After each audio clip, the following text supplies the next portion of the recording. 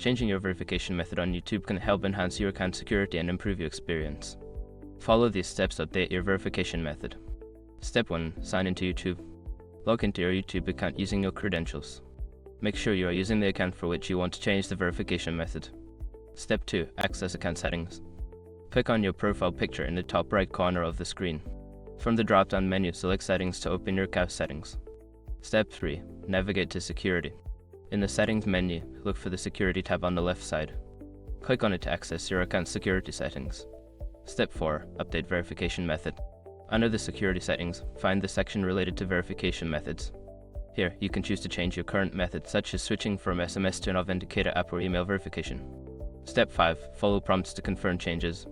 After selecting your new verification method, follow the on-screen prompts to confirm the change. You may need to verify your identity using your current method before the new one is activated.